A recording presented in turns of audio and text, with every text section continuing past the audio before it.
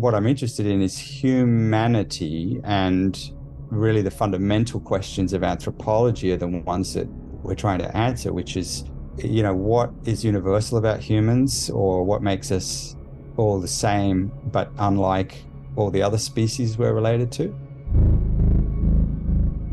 The words are not really meant to capture the specifics of the perception. They're meant to be kind of landmarks that we coordinate around, right? So their function really is primarily about social coordination. You're not particularly free when it comes to what you want to express and how you want to express it. You're very much at the mercy of something, of a system, namely in our current case, English. This is Brain Inspired. I'm Paul. Nick Enfield is a professor of linguistics at the University of Sydney, and he calls himself a linguistic anthropologist. You'll learn what that means in a few minutes. In this episode, we discuss topics in his most recent book, Language versus Reality: Why Language is Good for Lawyers and Bad for Scientists. A central question in the book is, what is language for? What's the function of language? And this is a question that people answer in different ways. So you might be familiar with the debate about whether language evolved for each of us to think our own wonderful human thoughts, or evolved for communicating those thoughts and information between each other. So Nick would be on the communication side of that debate. But if by communication we mean simply the transmission of thoughts or information between people, like I have a thought, I send it to you in language, and that thought is now in your head, then Nick wouldn't take either side of the debate. He argues that the function of language goes beyond the transmission of information, and instead is primarily an evolved solution for social coordination problems, coordinating our behaviors and attention. When we use language, we're creating maps in our heads so we can agree on where to go. So, for example, when I say this is Brain Inspired, I'm pointing you to a place to meet me on a conceptual map, saying, get ready, we're about to have a great time again. Or if you're my wife's Aunt Allison, it means, get ready to not understand anything I'm talking about again. Hi, Allison. Hope you and Bruce are well. Or if you're my curmudgeon expert friend, I won't name names here, but it would mean to get ready to send me that text about what went wrong in the episode. So in any case, with those 4 words, this is Brain Inspired, I'm not just transmitting some information from my head into your head. I'm providing you with a landmark so you can focus your attention appropriately. From that premise that language is about social coordination, we talk about a handful of topics in his book, like the relationship between language and reality, the idea that all language is framing, that is, how we say something influences how to think about it. We discuss how our language changes in different social situations, the role of stories, and of course, how large language models fit into Nick's story about language. I had a ton more to ask Nick, and his excellent book covers a lot more, but we were a little rushed for time, so hopefully I'll have him back on the podcast soon enough to keep the conversation going. I link to the book and Nick's information in the show notes at braininspired.co/podcast/166. Apologies if my audio isn't as good as usual. I've been in transition for a while, but I'm now in my new place in Pittsburgh, Pennsylvania, and I'm still putting my new quote-unquote studio together, but I should have it back in shape soon enough. So thank you for listening and your patience, and thank you to everyone who supports Brain Inspired through Patreon and through my online course about the intersection of neuroscience and artificial intelligence. You can learn more about those at braininspired.co. And now, this is Nick Enfield. Maybe this is a question. It was going to be a comment, but I'll make it a question. So one of the things that I got from reading your book is that when we learn language, we don't learn necessarily how it affects us and how it works, how it affects our cognition, and what it's for. Is that an important thing for us to learn in conjunction? And would that solve some of our societal problems if we understood more about what your book is teaching us? Well, to the second part of the question, I would hope that it would help us. I certainly try to make that case in the end of the book, that there's a lot of importance to having good knowledge about language, and because it allows us to, I think, be more mindful about the impacts that language has. And I think that's kind of one of the key messages in the end of the book. But going to the first part of your question, you say when we learn language, language, this is one of the things about language. You learn it, in one sense, you learn it as a child, and you have this sort of incredible capacity with language to use it to create new expressions, to do all the amazing things that linguists learn about in their kind of undergraduate degree in linguistics. It's pretty phenomenal what we do. But the amazing thing is that kids who learn their first language so much of that is not conscious. So when you say when we learn language, perhaps you're talking about when we learn about language, or when we learn a second language, or something, that is more kind of conscious as adults. But when we learn our first language and we just gain linguistic capacity as a functioning human, I think we really do learn a lot of those aspects of language. Certainly as language producers, we are adept at using language as a tool. We're adept at using it to influence others. Perhaps some people are more adept than others, but my argument, and that of many others, is that that's what language really is for. So you wouldn't be learning language if you weren't also learning those kind of aspects of language's pragmatic function. So yeah, in answer to your question, I think you need to distinguish between the true learner of a language, as in, a 2 or 3 year old child who's acquiring a language, versus the scholar of language, who is very often, not paying attention to those much more social interactional, pragmatic features of language, and focusing much more on, let's say, individual oriented aspects of language, informational aspects of language, rather than aspects related to action. But even learning first language, so I have fairly young kids and they're adept already at language, and I didn't tell them, hey, you should read Nick Enfield's book and realize that language is not connected to reality in the way that you might think it is. And I'm wondering if that, how you say things matters. I think that we teach our kids that. But the nature, so just one of the ideas from your book is that our perception is one step abstracted from reality, in that we reduce, for instance, the light spectrum, right? The visible light that we can see is only one small blip of this whole spectrum, right? And so our perceptions are a reduced dimension from what you call brute reality. And then language is a further step abstracted from our perceptions. And so that there's this kind of two-step connection to brute reality. And I think when I learned language, so these are things that I don't think I appreciated at all, maybe even until reading your book. It hadn't been put that crystal clear to me. And I don't know how it's going to affect my language moving forward. And I don't know how it would have affected my language from the get-go. Yeah. I think I would probably think about things going in a slightly different direction. I mean, I feel that things like understanding that brute reality is far, far richer than you can perceive is not where you start, right? I mean, that is quite hard to comprehend. And it's something that, in fact, requires language, at least in part, for you to get access to. So over history, humans have made discoveries about the world beyond what we can perceive with our bodies. And, we're able to draw each other's attention to these things. We're able to kind of, hack the environment in various ways and discover that there are frequencies we're not perceiving, and that kind of thing. So getting to understand the brute reality in that fullest sense is very unusual, and we're not built for that, right? We're literally not evolved to know about a whole lot of reality.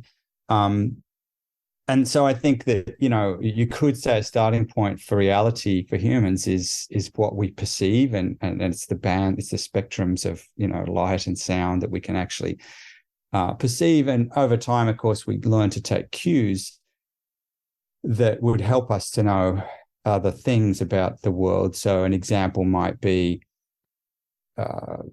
frequencies that you can't hear.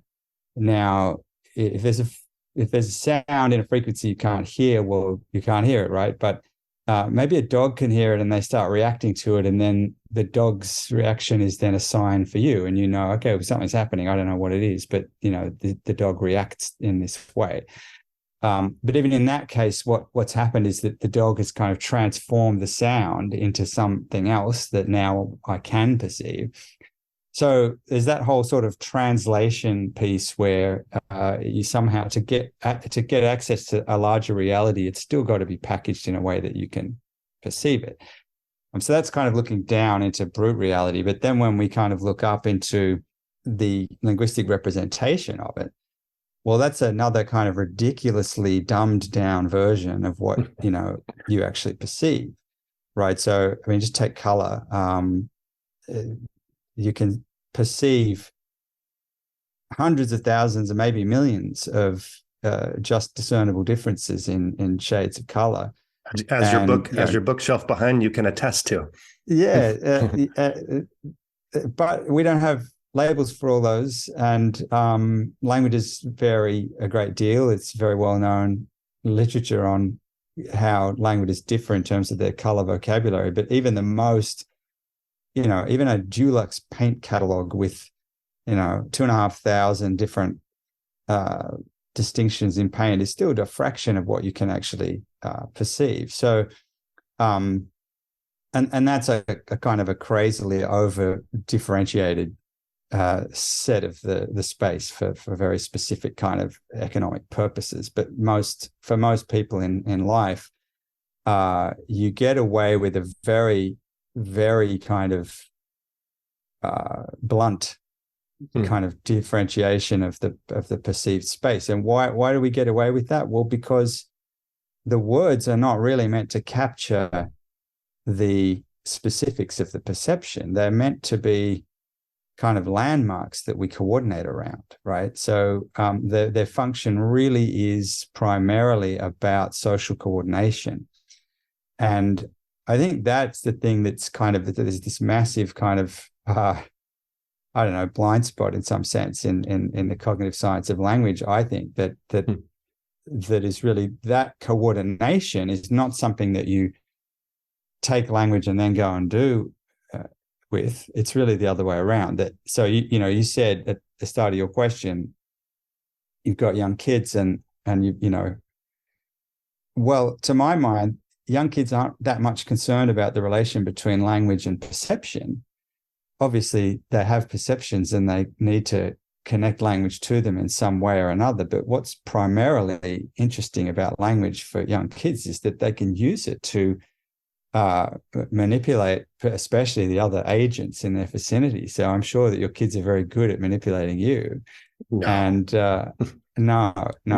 So you say, I'm not sure how old they are, but that from a very young age, not just using language, of course, so gestures are very powerful at a young age. But as soon as they get onto the idea that words create responses in other people, quite specific ones, then that's what becomes interesting about a word. And I think that it's their embeddedness in sequences of action, their embeddedness in people's courses of behavior that makes them interesting. So take a simple example, I don't know, something like a verb like open, or I guess an adjective too. So to be open or to open something. You can argue about what exactly that word means and what is the physics of something being open or closed, and when would you could study the reality of things that are open or closed and argue about what the concept is. But if you look at how that word gets used with young children, well, it's going to be about things like we open the box, and then an activity begins. That's the toy box, for example. We pull out the toys and we play, and then it's over, and we have to close it. And kids will associate open with the sort of beginning of an activity and close with the end of an activity. And you have these associations that are not really about kind of measuring the physical world, but they're about being embedded in a sequence of activity and action. And that becomes the initial meaning, the initial association. The most important kind of association is how words link to courses of action, and particularly interaction. So, okay, well, this opens up many things that I wanted to ask you about. Maybe, though, I would like to back up, and I should have done this in the beginning, because your title, or the title of your vocation, the name you give to your vocation, is that you're a linguistic anthropologist. And one of the things I enjoyed from your book is, reading about all the anecdotes from your travels. And it just struck me that you have, through your work, lived a rich life interacting with so many different societies and languages. And so I guess my question is, have you lived, do you feel like you have lived a rich life through your work? And then what is a linguistic anthropologist, so that I can understand it myself? Right. Well, I'm still living. So hopefully many more decades. Thus far, yes, of course. Yeah. Yes, absolutely. I'm incredibly fortunate and incredibly grateful. I've had an amazing a number of experiences in cultures very unlike my own, and places that aren't like the place where I grew up. And that's, I think, probably something that got me into what I do is a fascination with travel and with diversity. What's a linguistic anthropologist is really, I identify that way because what I'm interested in is humanity, and really the fundamental questions of anthropology are the ones that we're trying to answer, which is, what is universal about humans, or what makes us all the same but unlike all the other species we're related to? That's sort of one question. And the other question is, what are the constraints on the diversity within our species? So, we have these incredible differences. We have these thousands of languages. We have these different livelihoods and value systems. And what are the possibilities for diversity? So that's the kind of fundamental question of anthropology, which has been around for a long time. And it's not so much, you do still hear this term, but there's a notion of anthropology as having four fields, and linguistics was originally conceived as one of these fields. Oh, okay. Yeah. So when people use the term linguistic anthropology, sometimes they mean, it's that field of anthropology that is concerned with looking at universals and diversity in language. These days, of course, that's kind of captured within many fields of linguistics itself, and anthropology is kind of developed in the four fields conception is not necessarily used by everyone, but that's how I view it, is that essentially I'm looking at language as a way of answering the basic questions of anthropology, which have to do with human universals and diversity. Okay. All right. Thank you for that clarification. Sure. And I wish you many happy, fulfilling years ahead, by the way, and continued. Yeah. Look, I mean, the work that we've done in linguistic anthropology, I mean, this has been going on for a long time, way before me, of course, but, it does, coming back to your rich life question, I mean, it's doing field work and getting out into other cultures and trying to understand them and participate with them is just so enlightening in some sense, right? It not only are you learning something, but what you're doing is changing your kind of calibration. You're recalibrating yourself in some way. And, that's obviously important from a scientific research point of view, but also it's good for you. You see what your own presuppositions are, hopefully, and that helps to draw your attention to the things you're taking for granted. So I think in terms of scientific approach that's important, but it's also good as a general principle. I was going to ask you this later, but I'll ask you now. And I know that we haven't gotten into many details about what your ideas and work actually say, but has your work affected how you use language and interpret language, like kind of on a daily basis? Do you have an on and off switch, or are you constantly thinking about the framing of what's being said and the influence and the social coordination dynamics and stuff? Or are you just sometimes talking and listening? Well, I'm talking a lot most of the time. I mean, it's hard to introspect about these kinds of things. And one of the things we all learn early on in linguistics is that people are quite poor at introspection, and they believe certain things about how they speak that empirically just are false. They say, "Oh, I would never say that," and then in the next sentence they say that thing. Or, I only seldom use that word, but then you record them for a day and they use it all the time.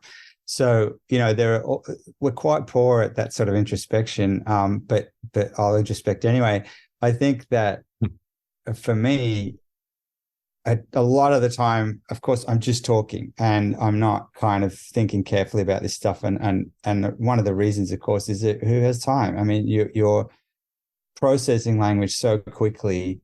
So much has to happen in such a small amount of time when you're just having a conversation, that you literally don't have the bandwidth to kind of worry about those things, and we do all this stuff in a fairly unconscious way. But I do think that it enters into more deliberate use of language. So, you're giving a talk, you're doing something a bit more formal, you're in a meeting, when you have some, there's some issue with your kids or whatever, when there's some kind of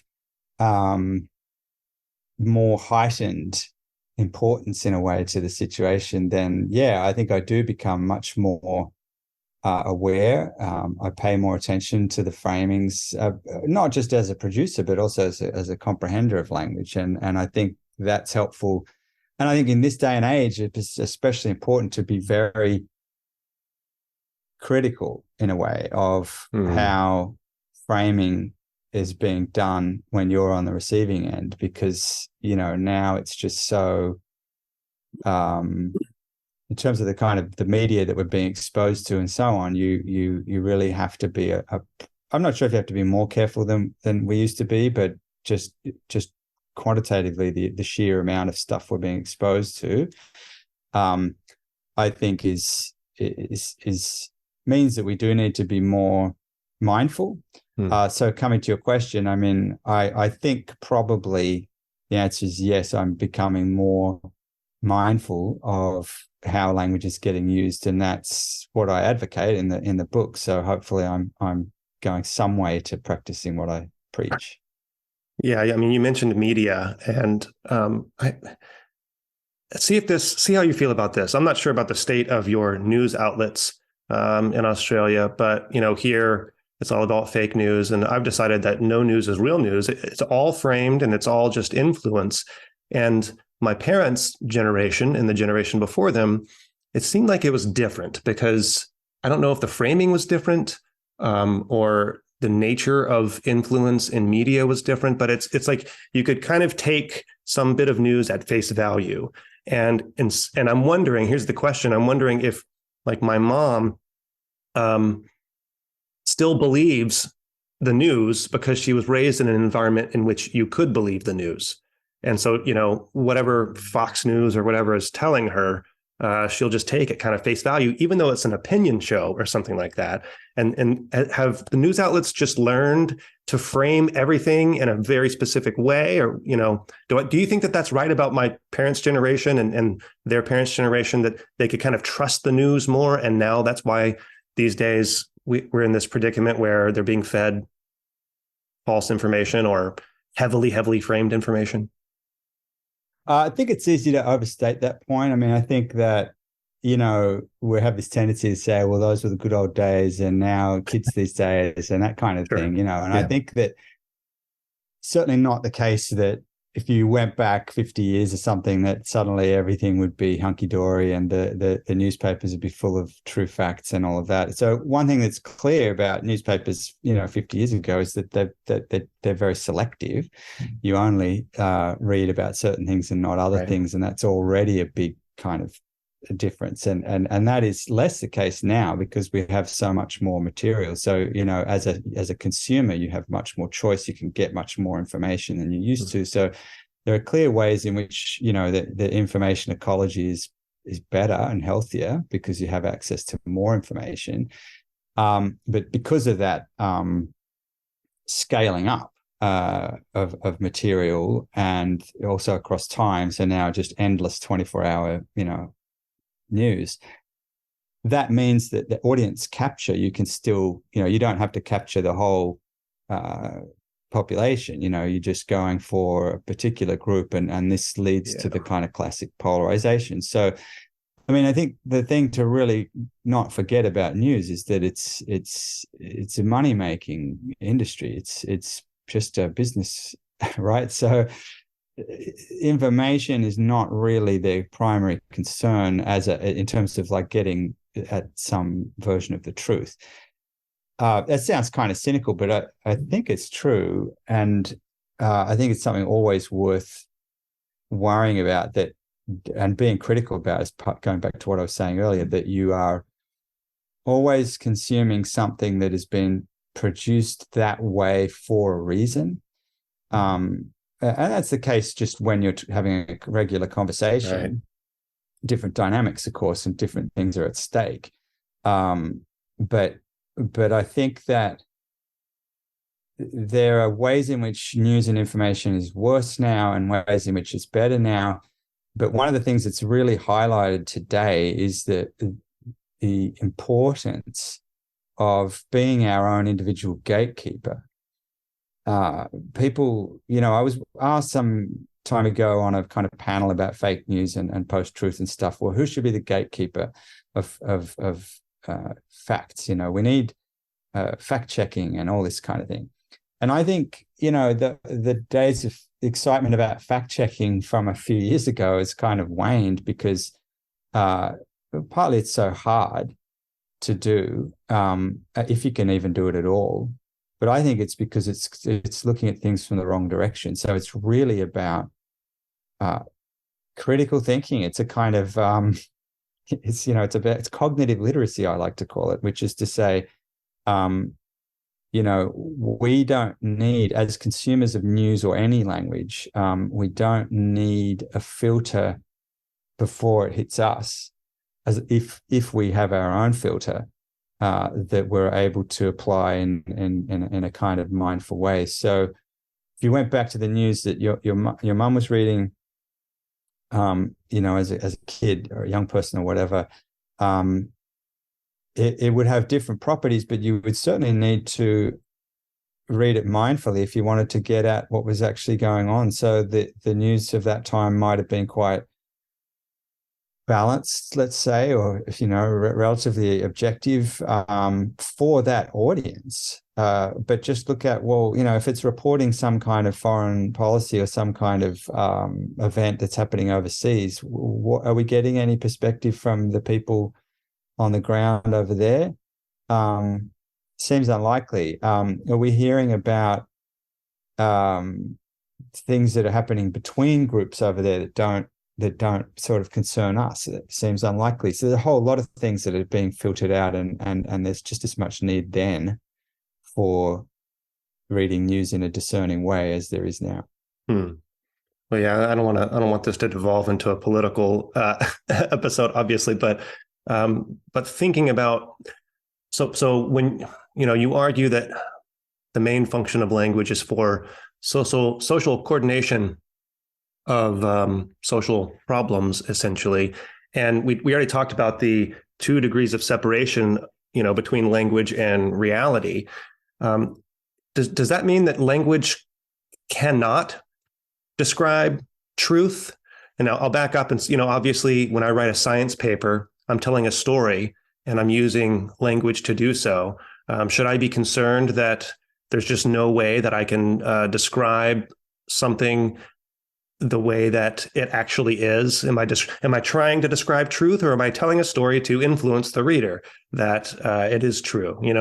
How should I think about language versus truth? Well, you can do both those things. Hopefully, the thing that you're saying is true, and you can convey it to a person while through the tool of influencing them. So that's what you want to do, is to get the kind of influencing function of language to align with some sort of fidelity around reality. First thing I'd say is there's a distinction between reality and truth. I think so. Reality is the stuff we come up against, the thing that makes us die, etc. Truth is really a property of assertions that you make in language. So, is that true or not? Is not a question about the world. It's a question about your claim about the world. And so, really, it's about language. The question of truth is really about language, and the claims that we make are very vague and they're very underspecified, and that's by design. So, if you want to coordinate with someone around some statement, then you don't want to go to too much trouble. You just want to make a statement that's good enough for the purpose. So it's a classic kind of, min-max trade-off kind of thing. You want to go to as little trouble as you can in formulating your utterance in order to achieve the goal. So, you might say something like, there's a dog in the backyard, and whatever the situation, you can imagine why I might say that to you. Maybe I'm checking, is that your dog, or is that normal? Is it like the neighbor's dog, or what are we going to do about this, or whatever? But I use the word dog, and that's kind of this category term for really great variety of beasts, right? When I say there's a dog in the backyard, I don't tell you anything about this dog, its color, its shape, its breed, how it's acting, all these things. Because for the purpose of that statement and what I might be trying to what response I might be trying to get out of you, those details are irrelevant. So I have just the level of specificity around reality that I need for this function that I'm trying to serve right now. Or we're at the table and I say, can you pass me a spoon? Well, I don't mind a plastic spoon, metal spoon, whatever. Just for the purpose of what I want you to do now, this word should be good enough. So in relation to your question, what specific spoon it is and what its real measurable qualities are is not at issue for why I've selected this word or that specific dog. Its measurable real qualities are not what's at issue. Even though they might come. If you ask me, is it a black dog? Then it matters because, okay, maybe the next door's dog is black and it comes through the fence sometimes, or whatever the case may be. So there's it's really important with language that, the concern is not just does this expression or this choice of words bear a relation of being true or not true in relation to what I'm talking about. It's really, what is it being used for? What is the response it's being used to elicit? What task are we trying to accomplish by using this term? And that might be a joint task. We might be cooperating towards some end, or it might be some sort of manipulative task on my part. But either way, it requires coordination between the producer and the comprehender of that bit of language. Does that answer your question? Yeah. I'm also, so I've been, I guess, self-critical or critical of lately on the podcast, and a kind of a devil's advocate sort of approach. I've been critical of language as having the, sitting at the sitting at the top of our cognitive capacities, right? We're so special because we have language, and I've been sort of testing, that hypothesis somewhat informally, right? Saying, because I feel dumb when I think in words, and thinking about the connection of language to our actual experience, which is of a much higher granularity, well, much finer scale granularity, right? And you take like a concept or a word and it reduces it away, again, one more step away from brute reality. And so my question is, how do you view language in terms of our cognitive capacities, and where is it in the hierarchy of our cognitive capacity? And a related question, and maybe this can kind of funnel you into that, the answer to that is, there are people who literally talk out loud to themselves all the time, or can't seem to function without speaking. And there's this term called process blocking, that if you and I are at a party and I'm just yammering on like this as I am, you can't even think straight because I'm interfering with your process, because I'm influencing Right. you. So can people spend too much time in language land in their daily lives? Or, if someone's just talks so much, does that mean that they're higher cognitively, et cetera? Yeah, that's an interesting question. I don't know if I have any kind of opinion on that. People who talk a lot and people who don't talk as much, that puzzles me a lot. And it's not something I've studied, but it's something I've thought about. I was talking with colleagues yesterday about students in, university classrooms, that some students talk all the time and then other students are dead quiet. And often there's an assumption that, a student who's sort of always piping up is kind of a really good student and does well. But, you get some students who don't seem to say a thing, and then they just ace the assignments and exams.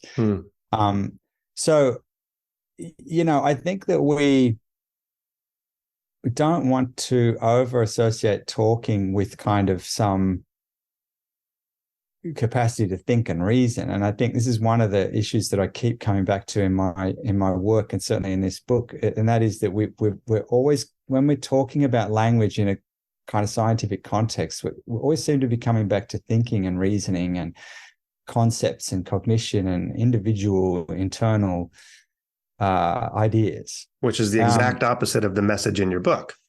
Exactly. So, that really, you can have all of those things, images and ideas and reasoning and categorization of a kind, without having language at all, right? I mean, you can be a creature that doesn't have language and you can reason about the world and act in accordance with it and so on. And we are creatures of that kind, and we have all that internal cognitive life too. But having language makes a big difference, I think.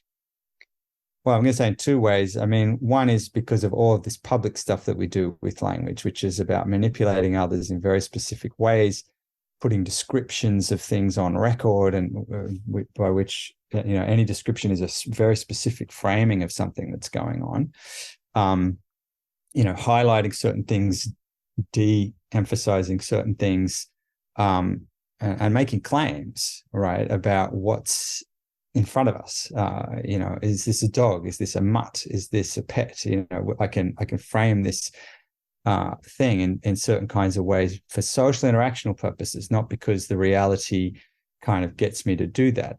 So once we build up these labels, these words that have rich kind of ideas, or maybe not very rich, sometimes pretty stripped back, I guess I'd want to say, but we build up these labels, we build up these categories in language. And of course, then that's going to have some effect back on the kind of inner conceptual life.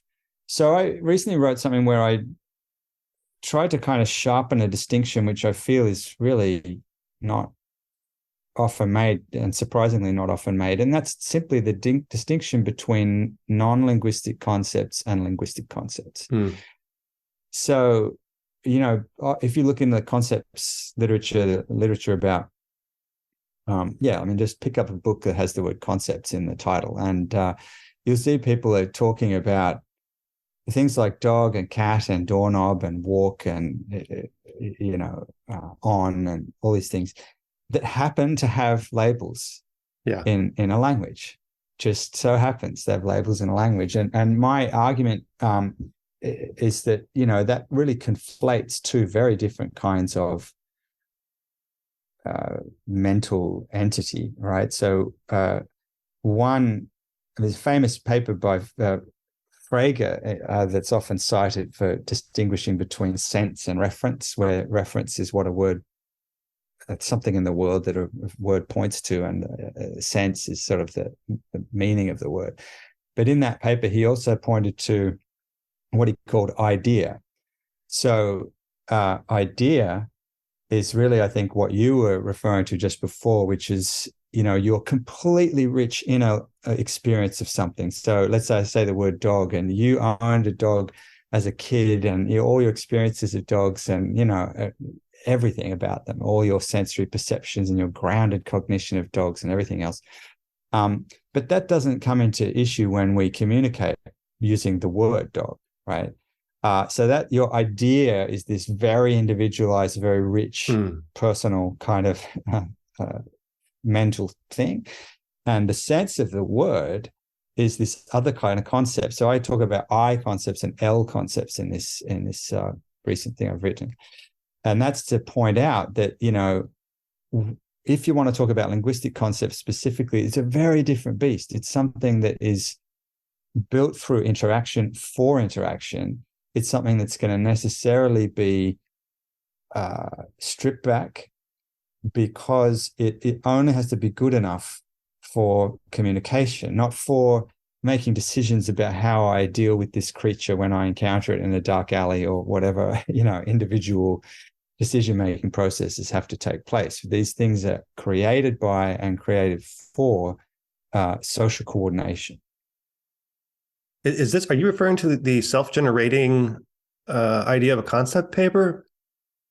Well, no, that's another recent paper that is related to this stuff. So this is a paper that's not published yet, that I've just recently drafted about I concepts and L concepts. But the other paper that you're referring to was recently published in Transactions. Yeah, because I wanted to ask you about that. I like that your conception of a concept as a self-generating thing, which is, and in that you have two different axes, and we don't need to get super technical about it, but can you just talk about I'll call it a processual or process-based view of what a concept is? I think they use the term dynamic in the paper to describe how you view linguistic concepts. Yeah, so in that paper, as you just said, I invoke the term choice architecture. There's this literature on nudge theory and on the idea that, but also a sort of large literature on design, and how, the way that you design a door handle, for example, will determine whether people reach for it with a hand shaped like that or with a hand shaped like that. So the environment sort of speaks to you in some sense. That's a classic kind of old insight about how we interact with the environment. So if you're a designer, then what you're doing is, let's say you're designing doors, or there's a famous Donald Norman kind of work on how doors get designed. If you're a designer and you're designing a door, your specific choice of how that door will open should communicate to people what they're supposed to do with their body, like they press it and push through, or they grab a doorknob, so that the door communicates with you, and that determines your choices. So it has what we call choice architecture. And so there's an actual interaction, or as a dynamic relation between how this static object is structured physically, the door, and what you do when you encounter it and want to functionally engage with it, right? You want to open the door. Well, you have to sort of make choices of how you're going to do that with your body. So it's a sort of stimulus response type of axis. And that's been stripped out of how we think about language for a long time, famously going back to kind of anti-behaviorism and so on. The problem is it was sort of thrown out with the bathwater, and what you really want to do is combine a view of language that is, there's one axis, which is some bit of language as a stimulus that gives rise to a response in someone else. And another axis, which is really the cognitive axis, which is, some bit of language maps onto some mental representations that I might have. So, that's probably as far as we want to get in terms of the technical side, but it becomes a dynamic process, because anytime you encounter a bit of language, it's like a door that you have to decide, how do I shape my hand in order to open it? You get a bit of language directed to you, and you make decisions. So how am I going to respond to this? How am I going to adjust my beliefs, or whatever it may be, whether it's interaction or you're just reading something, it's affecting you, and you're updating, who and what you are and what you're going to do next, kind of thing. And that very kind of action-based aspect of how language works and what it's for is, I think, underappreciated in how we think about the function of concepts. So from that is L concepts, or linguistic concepts. From that point of view, a linguistic concept is something that is designed partly just through, emergently in a population, but also locally. I'm designing my utterances to affect you in a particular way. And in that sense, it's a piece of choice architecture. It's something that is directing you, nudging you in a certain way. Whatever I'm trying to say, I could have said it in these other ways, but I'm not.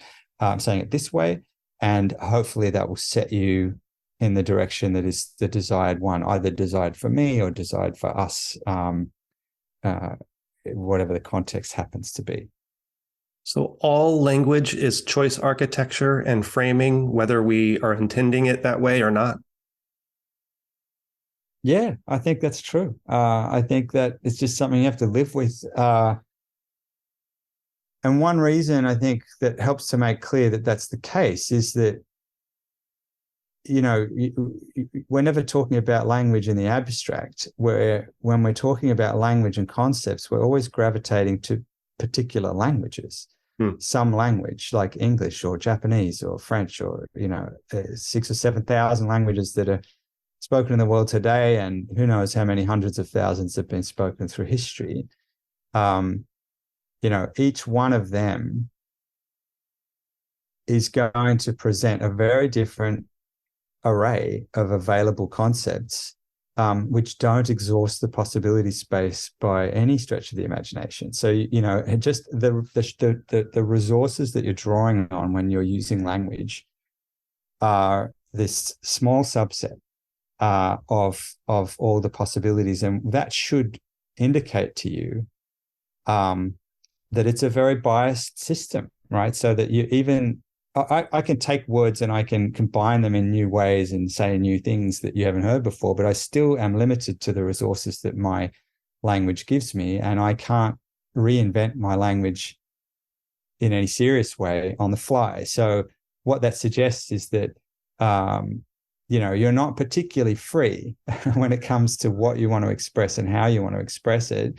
You're a bit free, but you're very much at the mercy of something, of a system, namely in our current case, English, that has been developed through history within a particular cultural context that we don't have any control over. So I realize that we're kind of all over the place, so I apologize. But going back to this idea of language as a coordination solving entity, cognitive function. So in, I guess, the cognitive sciences, there's this kind of classical debate whether language is for thinking or for communication. And your ideas, I guess, would lean more toward the communication side, but it really goes beyond that because it's about agency and coordinating in the world. Do I have that right? Is that the right way to look at it?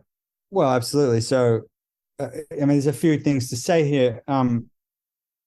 One question is, like, what do we use it for?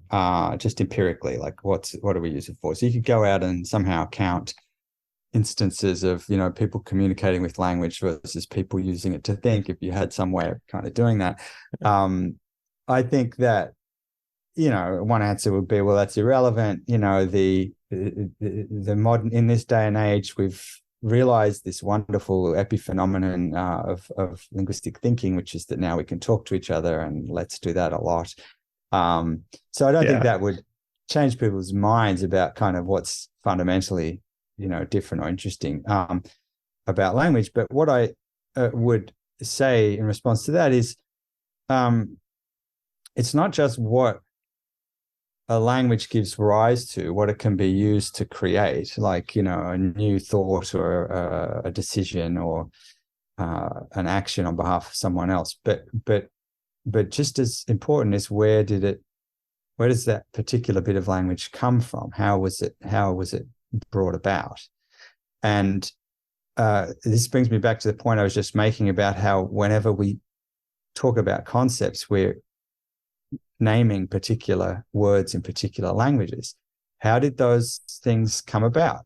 Well, they came about through social interactions, and through those social interactions are the only thing that cause the words that we're talking about to circulate within populations. So that you asked me about that paper about self-generating choice architectures, and we talked about the choice architecture part, but not the self-generating part. Mm-hmm. And this dynamic kind of cycle of bits of language being used to give rise to responses in social interaction, that itself causes bits of language to circulate within a population. So I like to quote this line by Daniel Dennett when he's talking about kind of circulation of diffusion of innovations in populations of new tech. And, he says, okay, well, a wagon wheel is this wonderful invention that can, help you transport stuff from place to place. But what it also does is it transports the wonderful idea of a wagon wheel with it. So when you see that device being used, you go, oh, that's a good idea. I'll do that too. It's exactly the same with language. So you can't build linguistic concepts, which are the kind of concepts we're mostly talking about in cognitive science. You can't build that kind of concept without getting your data from interaction. Your data that you use to build up a concept of like dog, for example, or any other of the thousands of concepts we have, is shaped by the evidence you get from how people use words and how they respond to how words get used. And most of the concepts are different in most of the languages that exist. So that to me is a very powerful point about the primacy of communication and the primacy of social interaction in thinking causally about linguistic concepts. So agency is central to your conception of what language is, the function of language. That's right. Yeah, it is. And that, you can take that to simply mean we do stuff with language. And that's really, what a big piece of what I want to say is that, you use language to create effects in the world, and then your effects become, you can track the success or not of those effects, and you can refine language on that basis and become better at it. I think a lot of what we talk about when we talk about cognition and kind of internal processes is very often about action anyway. So, a couple of examples, classic kind of William James definition of cognition saying, you have higher cognition to the extent that you can consider different means to an end. Mm-hmm. That you can, Romeo seeks Juliet and the door is locked. So he has higher cognition and he can find different ways to get to her by, using his intellect. So we talk about that as being something kind of mental, but it's necessarily mapped onto action. He's thinking about these different possibilities precisely because he wants to make a decision and undertake an action towards a goal in the world. So that's kind of one example. To me, cognition generally is equally all about action, right? I mean, that's what it drives. And then actions and their outcomes are what provide evidence that allows you to kind of update your concepts and your kind of, re-weight aspects of kind of how your reasoning works and so on. Another example related more closely to language is the writing of Benjamin Lee Whorf, who's always cited in connection to linguistic determinism and linguistic relativity. And everyone talks about his work as being about language and thought.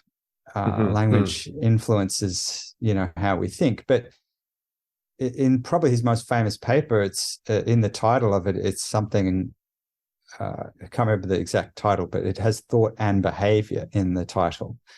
And he's just as much talking about thought as he is about behavior. He's talking about actions people took, given certain linguistic inputs that led to them, reasoning in certain ways that turned out to be not very smart. So these were examples from people who started fires because they misunderstood something about the situation. So I don't know. There's a substance called spun limestone, and people reported thinking, oh well, that's it's just some kind of stone, so it's not going to burn. So I'll place this, very hot thing on it, and then a fire starts, and they're surprised. And I think this is what's overlooked a lot, is that language played a role there, not just in thought, but in action, right? So a person took a decision and carried it out.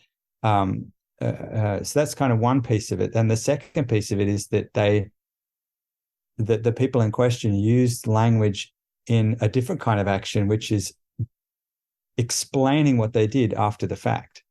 So when they meet the insurance inspector who is coming around saying, how did this fire start? Who knows what decision process they went through at the time, but they're certainly using language in a particular way to narrate what they think happened, or to explain or to justify the actions that they took, and they reach for language to build such an explanation. So I'm going to bring us back. I want to be sure to bring us back to the ideas in your book, or maybe we'll get to some via my next line of questioning. I've been, the past handful of episodes, we've been talking about large language models a lot, and this seems like a natural time to bring them up, since agency is central to your concept of language, and language as coordinating solutions to social problems. What does this mean then? I'm sure you've thought a lot about large language models. What does your approach and ideas mean about how to think about what large language models are doing? Yeah, I have been thinking a lot about them, and so has everyone. So, these are kind of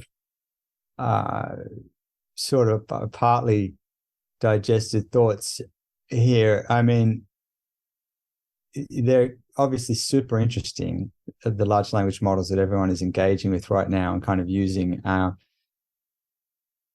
One thing that I would always want to kind of keep in mind when thinking about something like an AI, some kind of artificial agent, is that we as interpreters of the language that such a model produces are doing a lot of the work. And so, you might say, well, this is just an algorithm and it's spitting out something, it's sort of there's some stuff went in and now some stuff comes out, and you are attributing some kind of mind to that, and that's the wrong way to think about it.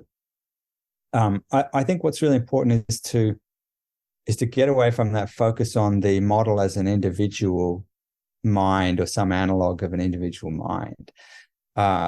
If you think about this in that more dynamic kind of processual way, every time that a large language model spits out a piece of output, it's not just this disembodied thing. It's something that you then process, and so there's this relation between the language that the model produces and your interpretation of it that's really what we're interested in here. So you as a user as an interpreter of this output, are putting a whole lot of the meaning in, just in identical way to what's happening when you're just having a conversation with a real human being, right? So you're never getting a direct download of what the person thinks or means or wants to say. What's happening is that they are giving you some set of clues, and then at the other end, you're making all sorts of inferences and filling in intentions and filling in kind of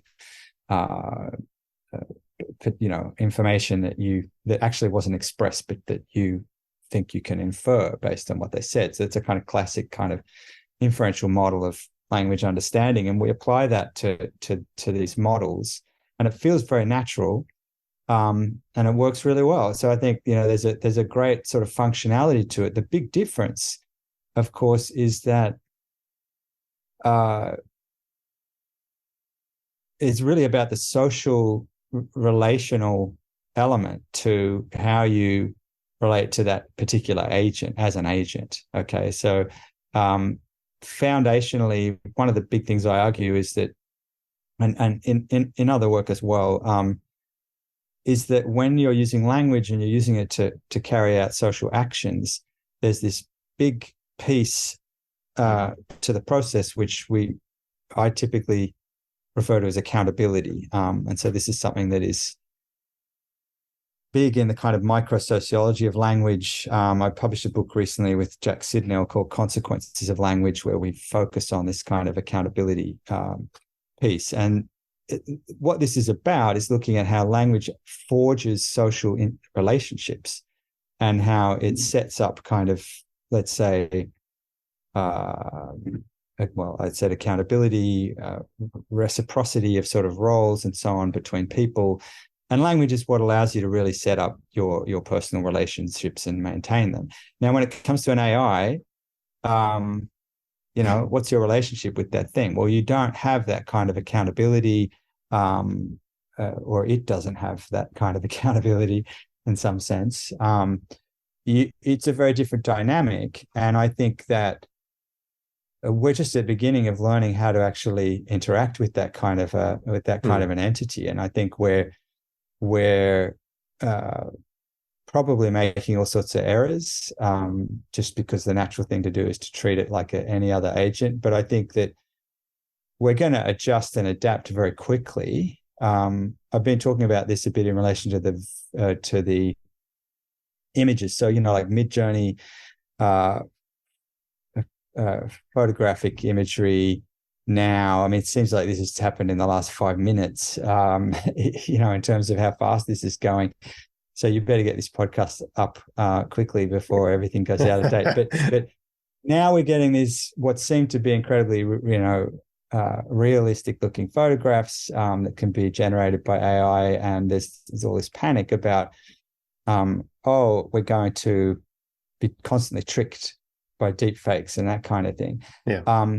But I was saying to someone the other day, what has to happen is a simple psychological shift, that we no longer look at a photograph and go, oh, that's a real thing that happened with someone photographing it. But rather, let's say I did a little cartoon of Donald Trump getting arrested, mm-hmm.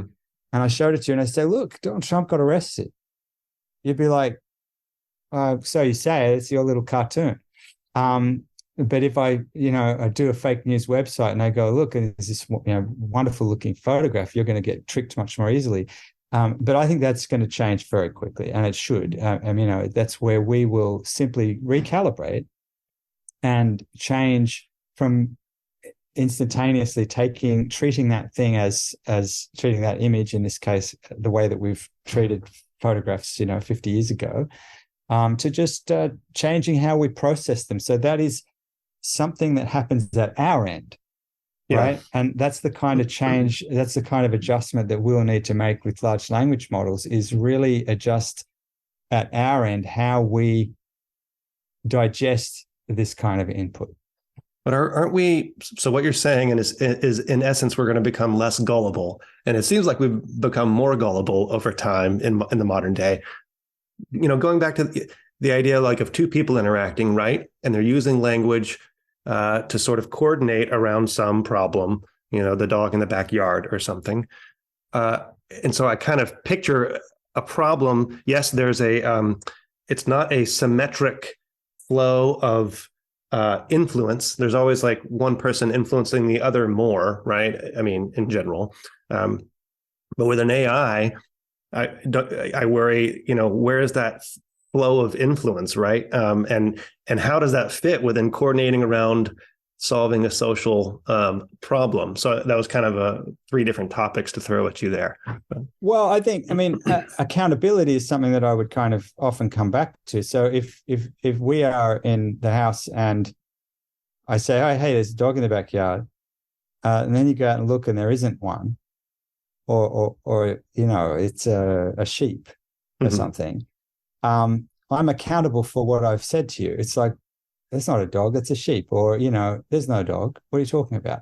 Yeah. So it seems like a trivial case, but it's really important because in a regular interaction, I am accountable in that sense for what I've said, that I make a claim, you understand it, you act on it. And if it turns out to be wrong, you can say, well, you misled me, or that's not accurate, or you lied, or, why'd you say that? There's some sort of problem of inappropriateness. And then because of it, you might update, or there may be some, that we update our relationship or whatever. You can imagine sort of all the consequences of the accountability of things we say. And that's why we tend not to kind of lie. That's why we tend to be pretty conservative in how we speak to the people around us, because we're trying to maintain these relationships. Something like an AI or also maybe a news outlet, it's completely impersonal in that sense. So maybe with a news outlet, you do have an accountability in the sense that I can withdraw my subscription. I mean, there's a kind of some cost that can be paid. But with something like a large language model, it's this completely impersonal thing. And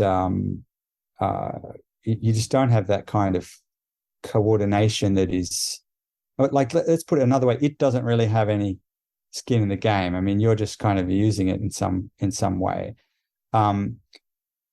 So maybe that addressed part of what you're saying. I think the other thing is when we talk about gullibility, it's a very sort of that I think kind of draws on this conduit metaphor that there's a message here, it comes over to me, right. I unpack it. Do I accept it or not, kind of thing. And I think there's much more. I keep trying to emphasize this with the relation between the sort of sender and receiver sending and receiving is not the best way to think about it, because it's really about a joint activity. So I tend to think of, I'm using more and more the term calibration, that you're kind of getting calibrated to each other. And language, of course, is a big technology for calibration, and that's how it works, and we have to learn it, and then we can save all this time by kind of, because we're all intercalibrated within the community to some tolerable degree. So learning a new medium is like knowing a new person or going to a new culture in some sense, that you got to get calibrated, and we're just we're not calibrated very well yet. I wouldn't think to the functionality of, let's say, a lot of AIs, but we will be soon, because a lot of us will make errors and update our understanding and figure out how to benefit. It is interesting. You said meeting new people and calibrating with the new person. So I meet Jessica, and she seems real nice, and I want to be her friend. So I'm more prone to calibrate with Jessica through language, et cetera. But I won't have the choice with an AI, right? And because they're going to be a very certain way. I mean, I don't know how the varieties of quote unquote personalities that will be. Do you get to choose what kind of personality you want to interact with your chat GPT or chat bot AI? And then how will that affect? So let's say, and we can bring in things like Siri, right?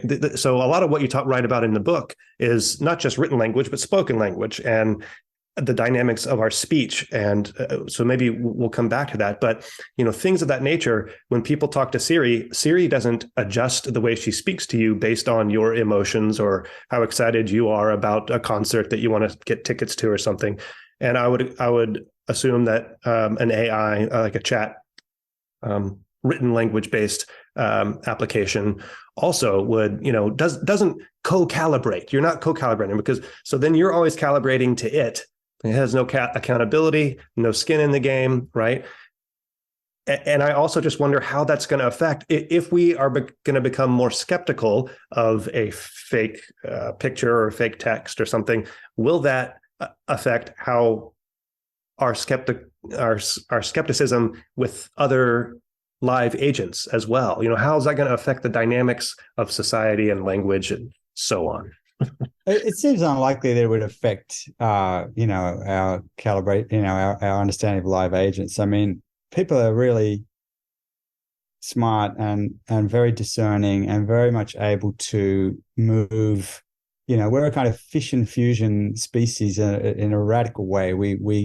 We can create little groups, then we break, and then form other groups, then we break and form other groups. We do it all throughout the day constantly. So every time we move from, you have a meeting over in this room with these people, and then you go to have lunch with someone,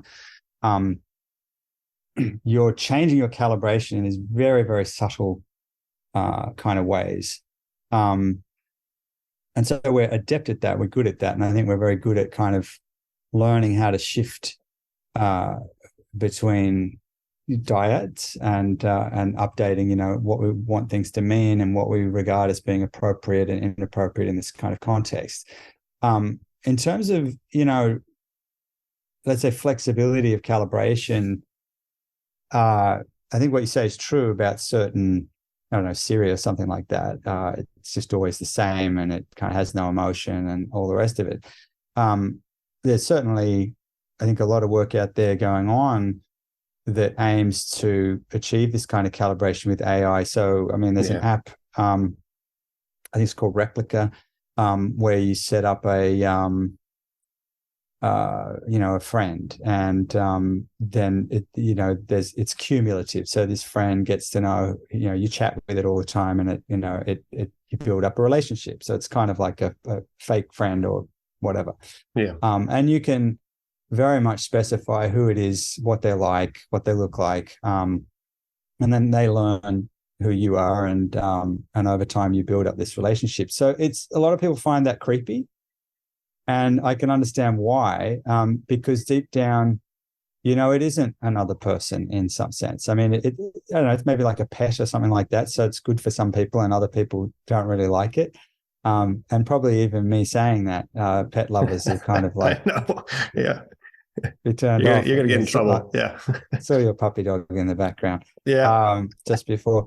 But I think something that's important is,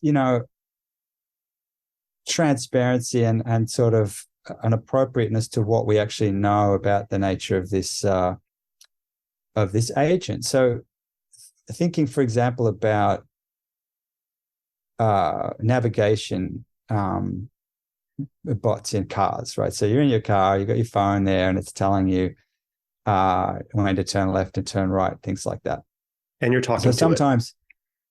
What's that? And you're probably talking to it, saying, I don't want to go that, using language to talk. You could be talking to it. Yeah. It doesn't care what you say. Yeah. But what I was thinking about was the relation between its instructions and your actions. So let's say, so sometimes if I'm going to, let's say, go to point A in the car, I don't know where point A is exactly, I don't know how to get there exactly. So I put it into my phone. But first I have to drop off someone at, some other place that I do know the way to. So the first part of the journey, I keep taking turns that are not the ones that the navigation is telling me to take. Mm-hmm. I was just going to go left, but instead I go right. And then it has to redo its little instruction. And it says, okay, go left now, but I go straight ahead. And all it does is it just silently recalculates and gives me a new instruction. But of course, if it was a real person sitting in the seat next to me, it'd be going, hey, I said turn left. What are you doing? I said go straight ahead. What's up? So it would be questioning me. And then it would be getting mad at me probably and say, you're wasting my time, or are you okay? it may be actually now apps say, Yeah. yeah, I fell over the other day. My watch said, "Should I call the Oh, really? emergency line?" Yeah. So Yeah. you get these maybe now at some point apps will say, have you been on drugs or something like that. Are you having a stroke? Yeah. Yeah. But my point is that that I don't really want the app to be saying those things to me. I know that it's just a robot, and I know what I've programmed it to do, and I don't care that it has to recalculate the route on the way because I've taken a different turn. And so the transparency there is clear, and I think there's a lot of cases in which, because we transparently know this is not a human being that we are accountable to, that I don't want to be held accountable to it. I don't want to be told, oh, you're not taking the turn I told you to take. And if you started programming AIs to do that kind of thing, people would be like, yeah, this either it creeps me out or it annoys me, or, so I think this is all part of this, the idea that humans are excellent at relationships. We're excellent at calibrating our understanding, and also calibrating things like what's required of us and what's appropriate. So, take just in everyday life, forget computers and stuff. You go back 5,000 years, you'd have the same thing. With certain people in our lives, we can talk about certain topics, and with other people, we wouldn't talk about those topics, right? So if something like, I don't know, a medical condition or something like that, if you're talking to a total stranger, you're probably not very likely to start talking about that than if you are talking to your immediate family member. So we're very good at calibration, and I don't think that AIs should pose any threat to that. We just need to learn the different agents that are now in our landscape. Toward the very end of your book, you make the claim that we need to essentially strive to get our language right, because all language is bias and influence and framing. Should we? So that has a normative flavor, and is that the way language works and or should work? Should we be trying to engineer the right kind of language? And the reason I'm asking this now is because I'm also just wondering about the effect that AI-generated language will have on our society and culture and language moving forward. Yeah, when you say should we be trying to engineer, there's different scales or different levels at which you could ask that question. So if you mean should we be trying to engineer language, regulate it, get someone in the government to make decisions about how to say things, I think the answer is no, because who is this person going to be, and whose interests are they going to be representing, and will they be making good decisions? So for me, if the question of engineering is about something like regulating, I think no, because going back to the gatekeeper point I made earlier on, it's really about us as individuals being mindful. I mean, mindfulness is for minds. It's not something that you can kind of make happen at a level far above that, or any level above that. So the engineering that has to happen, and yes, engineering must happen, it's at the level of us as individuals. So as a producer of language, engineering would be just deciding what to say and how to say it. That's what we do every time we open our mouths. And part of the kind of mindfulness that I want to advocate is about just being aware of that and thinking about that and thinking, well, okay, I'm going to say something. What's the right way to say it? Now, sometimes we do. I mean, I think all of us have the experience of consciously thinking about that. How am I going to say this thing I want to say? What are the best words to use? But oftentimes, just the words just come out. So as a producer, I think we can be more mindful than we are. And it's always about picking the right balance. You simply can't kind of overthink everything. And, it wouldn't be efficient, wouldn't be useful. The other part, though, of engineering, I don't know if engineering really applies in this other part, but the other piece of this that's just as important is from the comprehension side. So when a bit of language comes in, you don't take it at face value, just like you no longer want to take a video or a photo on a website at face value. You want to think, okay, they said it like that. Why did they say it like that? Now, when I put it like that, it seems cynical. It seems kind of like untrusting in some way, and that's not how sometimes it might be like that, but that's not. This can be a very cooperative way to think as well. So it's about thinking, what does this person want? Is that something that I also want? So oftentimes miscommunication is about missing those cues. It's about not seeing why someone said something in that way, and the clues come from things like the available choices that they had. So we always have different ways of saying the same thing, and we refer to that difference as difference in framing. And I think that being more aware of framing, being more sort of literate in some sense, and mindful is just a crucial rule of thumb, and it's really, to me, one of the most important aspects of cognitive literacy. When people talk about things like media literacy, I think that's ultimately what they are talking about, and it goes far beyond media. It's about really just communication of any kind. Going back to you talk at length in the book about spoken language as well, like I alluded to before. And one of the things that you write about is Dunbar's concentric circles. So, which I didn't know about. So there's Dunbar's famous number. Is it 150? I forget. Yeah, that's 150, yeah. About the number of people you can actively maintain in your social group. But the concentric circle idea is that you have around 7 that you regularly communicate on a regular basis and ask how their health is and things like that. And then there's a little bit. The next circle out has more people in it, and you have a kind of a different relationship with them.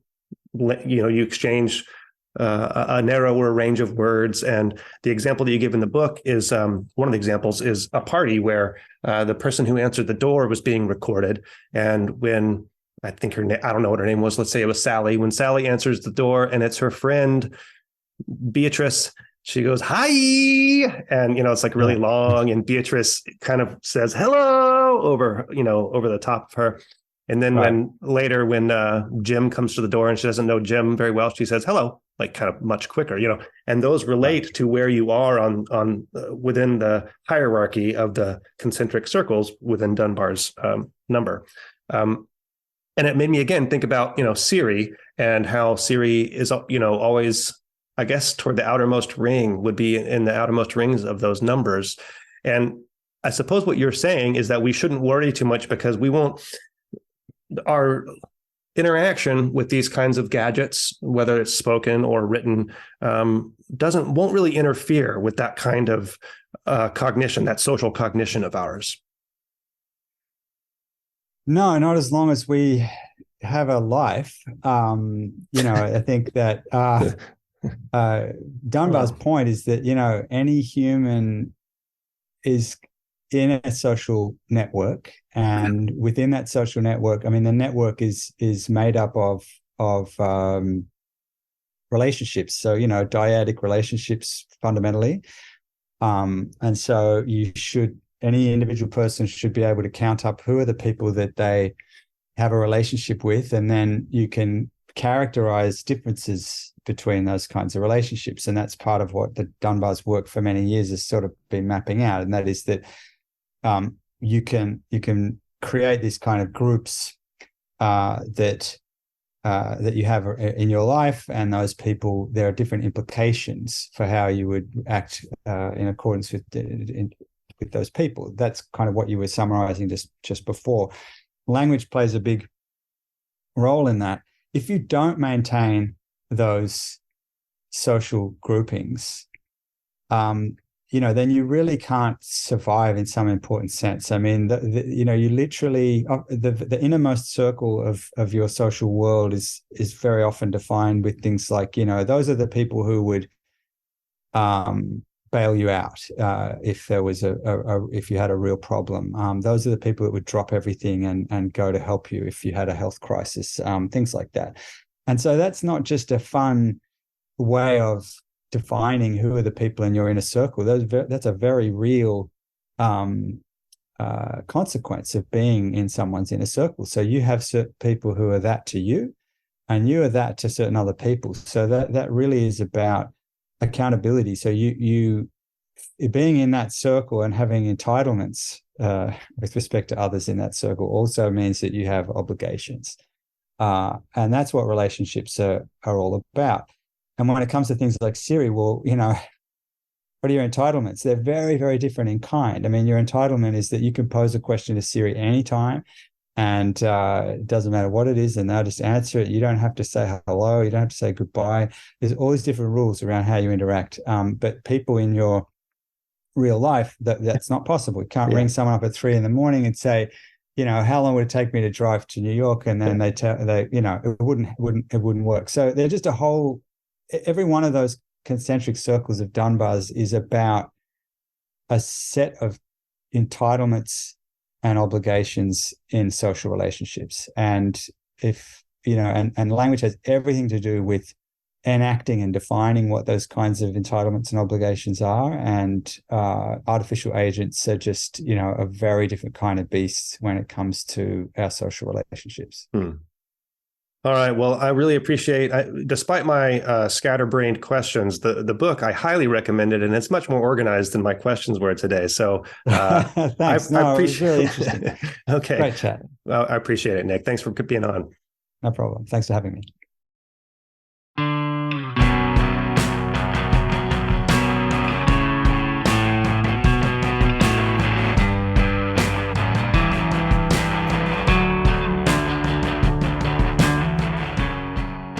I alone produce Brain Inspired. If you value this podcast, consider supporting it through Patreon to access full versions of all the episodes and to join our Discord community. Or if you want to learn more about the intersection of neuroscience and AI, consider signing up for my online course, Neuro AI, The Quest to Explain Intelligence. Go to braininspired.co to learn more. To get in touch with me, email paul@braininspired.co. You're hearing music by The New Year. Find them at thenewyear.net. Thank you for your support. See you next time.